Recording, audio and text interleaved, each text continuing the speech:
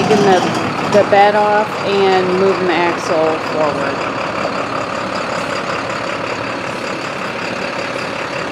We don't have to take the bed off, but it's a lot easier to do the job with it off, so. And it's just bolted on.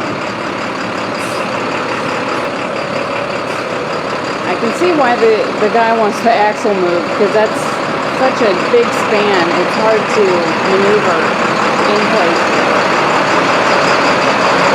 JC tried to tell him that he would need it moved, and he said it was fine, but he soon realized it wasn't so fine.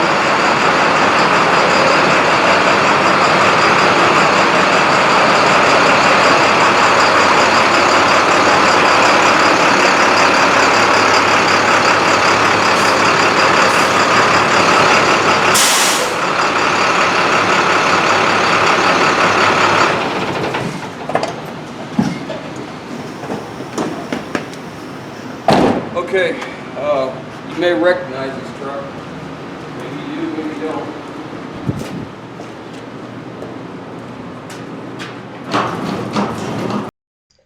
So as you can see, as I tried to bring this truck in, the rear axle is set way back in the rear of this truck, and it's not the ideal setup. So what we need to do is take this flatbed off and get it out of our way, and we're going to go ahead and move that rear axle forward.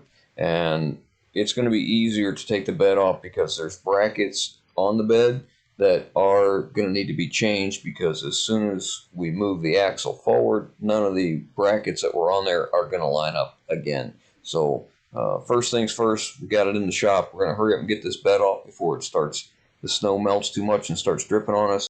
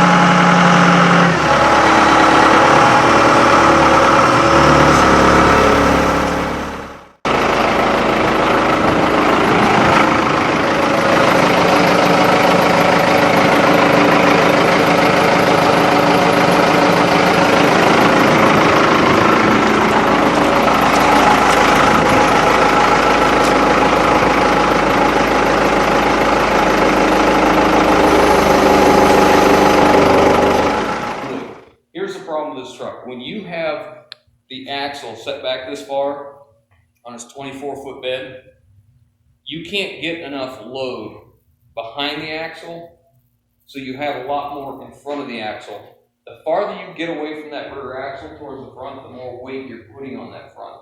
So that front axle gets overloaded very easily. So when I set up a truck like this, I'm going through this, explaining this, because I have several guys in the comments asking, how do we know where to set the axle? And where I set the axle depends on the purpose of the truck. Like in this situation, let's talk about flatbeds. All right, in a flatbed situation, I like the axle to be what I call 60-40. That means if the bed's 22 feet long, then the axle would be at 60% from the front of the bed to the center of the axle is 60% of total bed length, and then 40% from that point to the rear. You can see this one, it's probably closer to maybe 90-10, okay? It's way off.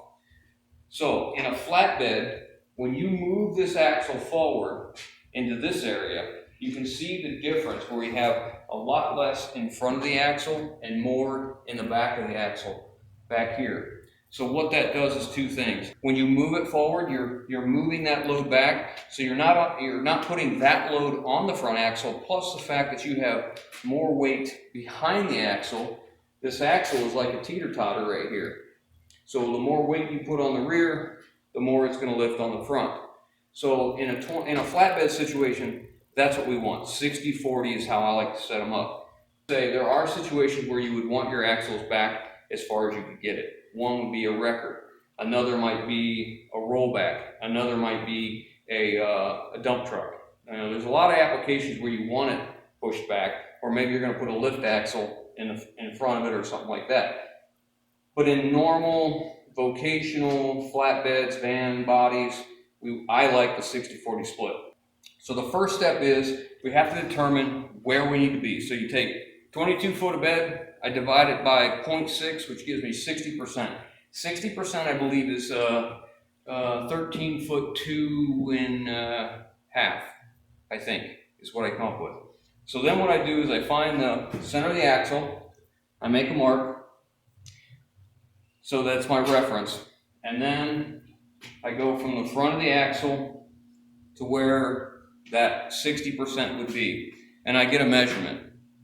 All right, so when I get that measurement, that gives me an idea of how much I need to move that axle forward. So when you have to move that axle forward, the drive shaft has to be shortened up.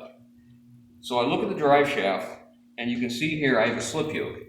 The rear drive shaft on the differential has to have that slip yoke.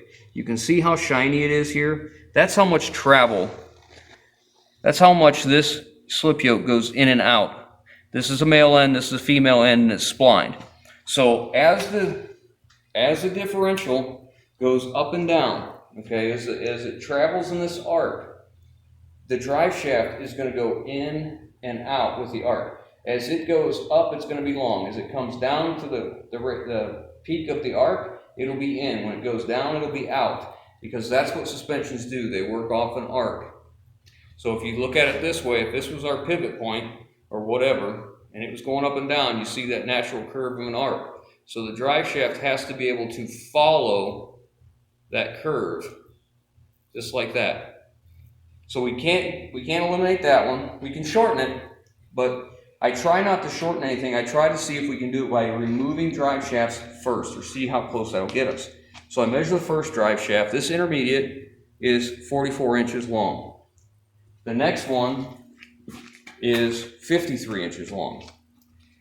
The very front one, I don't like to change the front one, simply because we have after treatment here. Things are kind of congested in here, and you can run into a lot of troubles trying to make this work. So I try and leave this one in place. Now, when I measure these two out, and then I go back here to my center line, and I measure forward, this is where the 44, if I remove the 44-inch drive shaft, this is where we end up. If I remove the 53-inch, that's where we end up.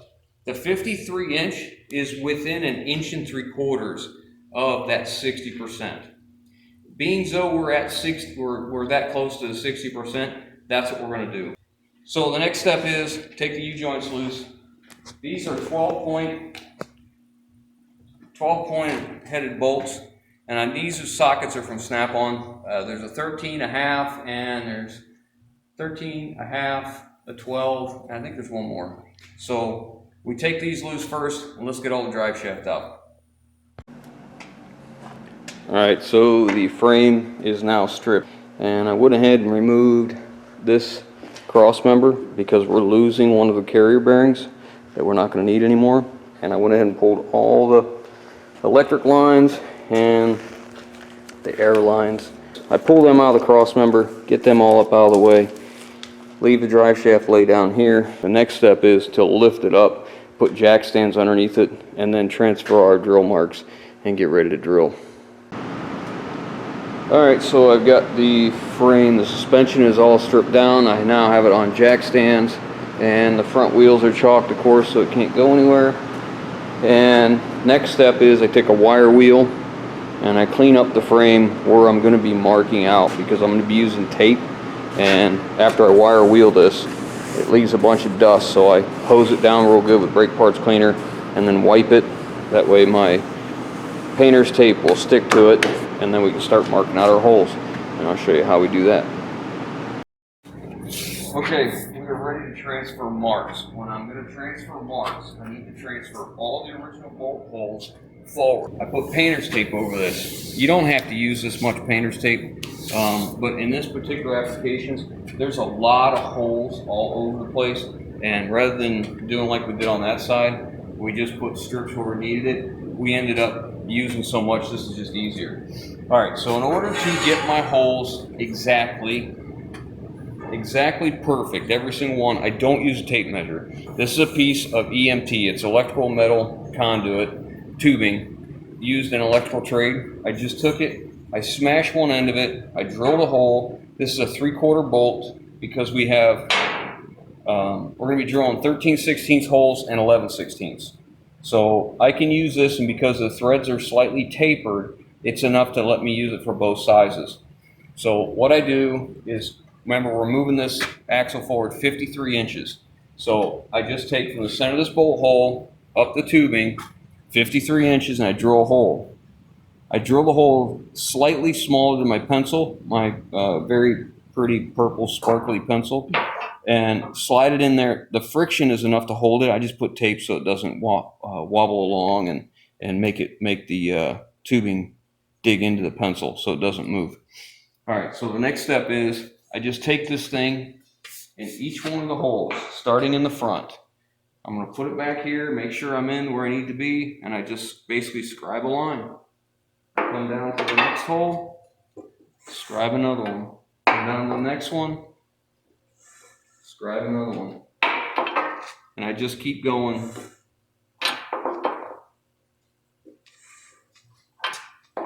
All the way through. Every single hole. Now I'm going to tell you, I've shortened quite a few trucks with this method, and when I started doing this, I have never had to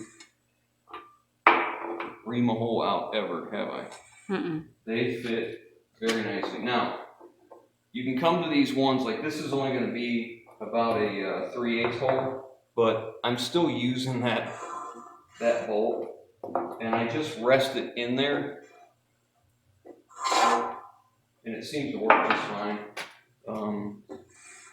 Because the bolt is tapered, and I'm careful. Now what I was marking, that smaller hole, is for an ABS valve, and the ABS valve itself, the holes in the valve are pretty loose, so it's pretty forgiving. Okay, now down through the shock mount.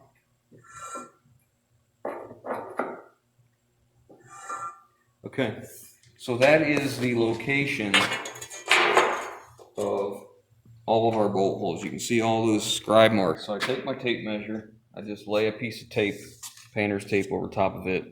And then what I'm going to do is hook my tape measure on the edge here, and I bring it over, and I let it hang down. And what I'm going to do is put it right next to the hole and mark the center of the hole. I'll know it's the center of the hole because it's where it crowns and touches. So then sometimes I'll make notations as to what they are. And I always make sure I'm pushing down with my thumb here. And I'll mark this. And come over here, and I'll double check these. These should be the same spacing, the same distance down. Yeah, okay. And then I'll come forward.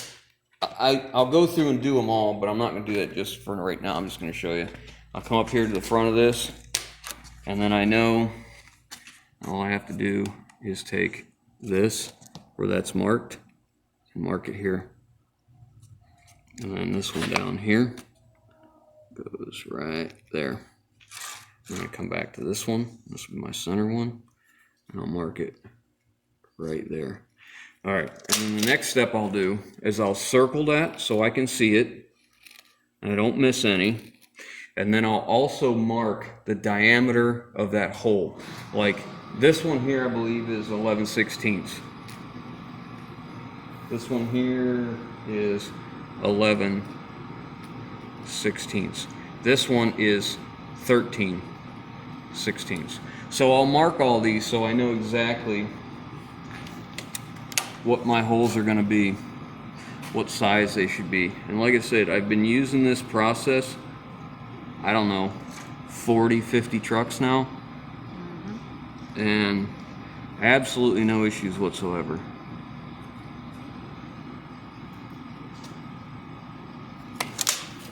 So then again, we'll go through and circle them. Because as we're doing this, like when I start to drill, I'll start to drill at the bottoms and work my way up so I can still see what everything's marked as. Okay, it's all laid out, and once I have it laid out, I go through and I center punch all the holes.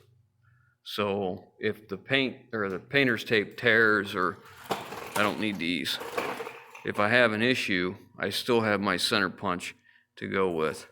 And not only that, by center punching, when I set my annular cutter up, it has a centering pin.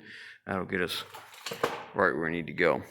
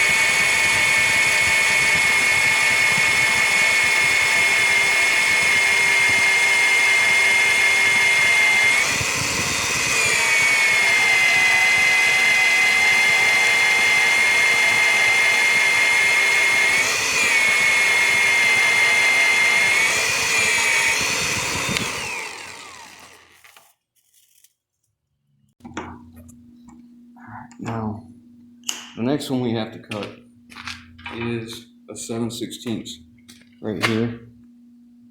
So we're going to be using this adapter. So what you end up doing is you take this, roll it down, and take the lever on the bottom, loosen it up, and slide the motor up, and you can put this adapter in with your drill bit. Okay. And what I'll do is here, make sure we're up, so I got enough travel. Tighten up the bottom, get that just about ready.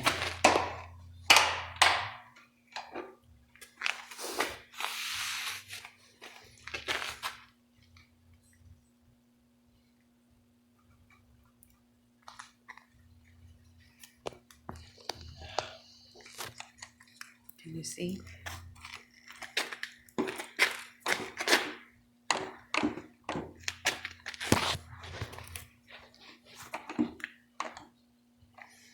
This is an ABS valve, and this 7/16 hole is what they drilled. We don't need it that big. I'm just doing the same thing they did. It's repeating the same hole. We could have went smaller.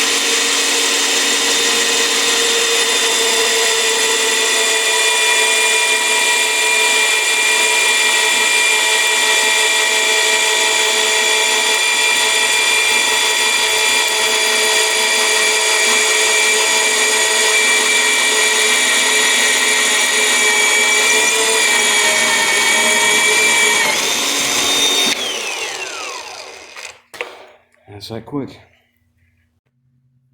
Okay, so that's got all of our holes drilled for this side. Now I'm going to leave the tape on it while I double check, and I will take that same pipe tool and I'll make sure that my pencil has a hole to go into for all the holes that we need. And that took us maybe 20 minutes? Probably 20 minutes. And I'm telling you, it's all because of this. If you guys are on the fence about buying one of these, I'm going to tell you, we've done somewhere between 40 and 50 axle moves, you know, with that thing so far. That doesn't count how many hitch plates, like on the F750, how many of those and how much other drilling we've done for making brackets and stuff.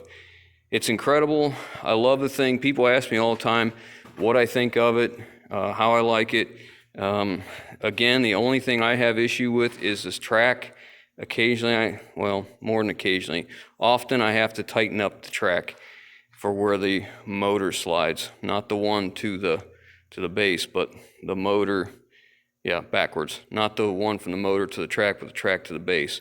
There's little Allen set screws in here, and quite often I have to adjust those. I don't know why they back out so often, but they do.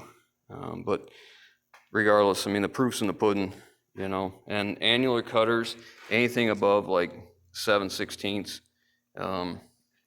like these are 7/16 holes, and this thing comes with a chuck adapter that's keyed, so you can just put it up inside here. And I just pushed these holes out, drilled them out with, you know, 7/16. I didn't make a pilot hole or nothing. We just drilled right through it like nothing. So works very well. We use lots of oil, as you can tell by the floor.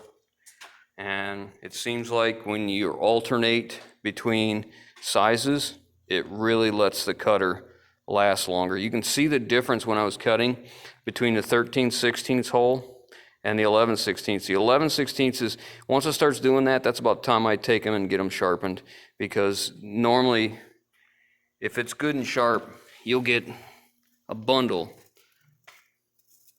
of cuttings like this. And when you're working with one that's not as sharp, that's when you get this loose stuff like this.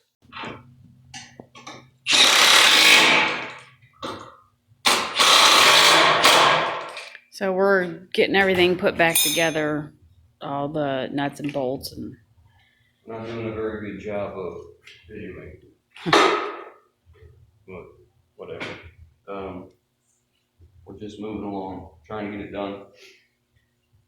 This side is bolted in place, like the hangers in and all this. And normally I really like to use new hardware, but this is kind of a budget deal. All right, so now I need to send the wiring harness. We gotta get it ready to go back there, and the airlines. The airlines, because we've moved the axle forward, I'm gonna have to cut some airlines. And we have a modulator valve that needs to go up in this area that I have to replace, but it's no good. It's been broken for some time. You can see how the ears are corroded. It's been just held on by the washers apparently, and I'm not gonna reuse that. I don't think he wants to replace it, but I'm going to. If I have to eat the cost, I'll eat the cost. It is what it is. Maybe I'll see if I have one on another truck. It's good. All right, so I think that's where I'm at. I'm just gonna start running the lines back. It's pretty self-explanatory. Nothing, I mean, it's just bolting the crap back together, right? So I'm gonna get to it.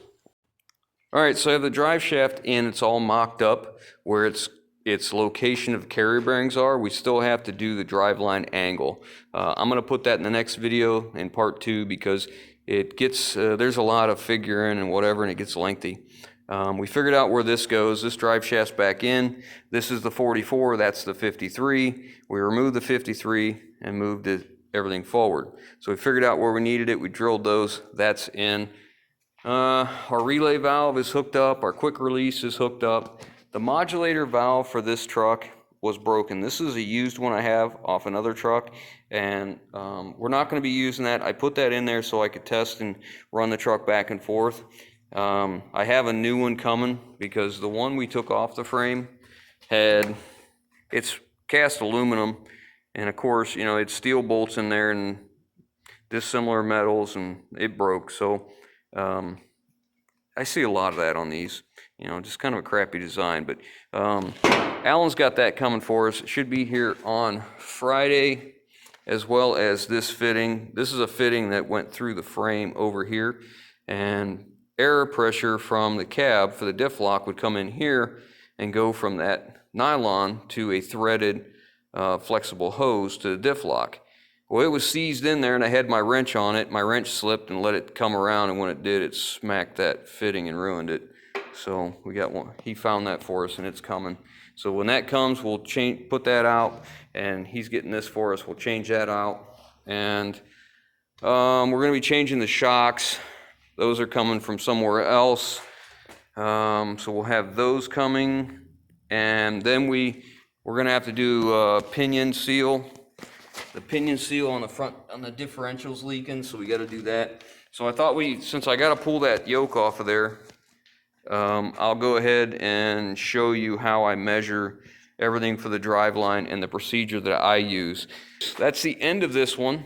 So on the next one, we'll be doing drive line and a little bit of maintenance. And part 3, we'll be changing a bunch of brackets on the frame and getting it ready to go in. So I hope you guys enjoyed this one. Moving the axle forward is pretty much complete. And look for part 2.